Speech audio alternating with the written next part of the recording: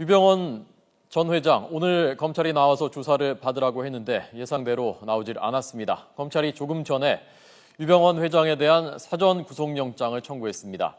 체포영장 청구하지 않겠는가라고 예상을 했는데 한 단계가 더 높은 것입니다. 검찰 연결하겠습니다. 이승현 기자 나오십시오. 네, 인천지검에 나와 있습니다. 네, 구속영장 청구됐군요. 네, 그렇습니다. 검찰은 오늘 유병원 회장이 검찰 소환을 거부하자 오늘 오전에 구속영장을 청구했다고 밝혔습니다. 사전 구속영장을 청구합니다. 당초 예상에서는 이 체포영장을 청구해서 강제 구인에 들어갈 것이다. 이 같은 전망이 높았습니다.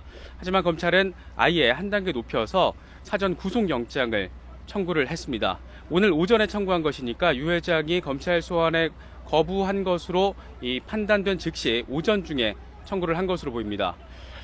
검찰은 유 회장이 아무런 입장을 밝히지 않은 채 검찰 소환에 불응해서 영장을 청구했다고 밝혔습니다. 그러면서 유 회장이 증거인멸 또 도주의 우려가 있다고 말했습니다. 검찰 관계자는 장남 대균 씨가 검찰 소환에 불응하고 잠적한 점에 비춰서 유 회장도 도망갈 우려가 있어서 영장을 청구했다고 설명했습니다. 또 회사 관계자들과 모의해서 증거를 인멸할 우려도 있다며 영장 청구 배경을 설명했습니다. 유 회장에 대한 영장이 발부되면 검찰은 곧바로 유 회장에 대한 신병 확보에 들어갈 것으로 지금 전망이 됩니다. 네. 자, 그러면 금수원으로 곧바로 검찰이 진입할 가능성도 생각해 볼 수 있는 겁니까? 네, 그 시점에 대해서는 아직 분명치가 않습니다. 왜냐하면 검찰 관계자는 영장 청구 배경을 설명을 하면서 이 영장을 청구하면 법원에서 구인장을 발부하게 됩니다. 그러니까 영장 실질 심사에 피의자가 출석을 해서 이 검찰이 청구한 구속영장에 대해서 어떻게 생각하는지 본인의 의견을 듣는 절차가 영장 실질 심사입니다. 그러니까 영장 실질 심사가 끝나기 전까지는 이 강제로 금수원에 들어가지는 않겠다는 의미로 해석이 됩니다.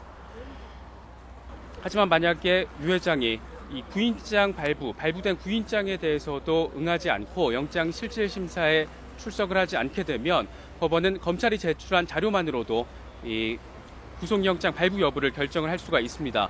이후에 구속영장이 발부가 되면 검찰은 즉각 신병 확보에 나설 것으로 보입니다. 그러기 위해서는 유 회장이 거주할 만한 곳에 찾아가서 이제 강제 구인을 해야 하는데 지금 상황에서는 유 회장이 금수원에 머물고 있을 가능성이 가장 높다는 분석이 나오고 있습니다. 이에 따라 검찰은 금수원에 대한 압수수색 영장도 함께 청구해서 금수원에 강제 진입할 가능성이 높습니다. 하지만 금수원 앞에서는 현재 구원파 신도들이 검찰 수사를 강하게 비판하면서 집회를 이어가고 있습니다. 특히 일부 신도들은 순교까지 불사하겠다 이 같은 강경 입장을 밝히고 있습니다. 더욱이 내일은 신도 3,000명이 모이는 이 대규모 집회가 금수원 앞에서 예정돼 있습니다. 이에 따라 검찰은 금수원에 강제 진입을 하더라도 언제 어떤 방식으로 진입 작업을 벌일지에 대해서는 아직 명확히 전망을 할 수 없을 것으로 보입니다. 유 회장 자녀들에 이어서 유 회장까지 검찰 소환을 거부하면서 검찰도 유 회장 일가에 대한 수사에 공세를 이어가고 있는 모습을 보이고 있습니다.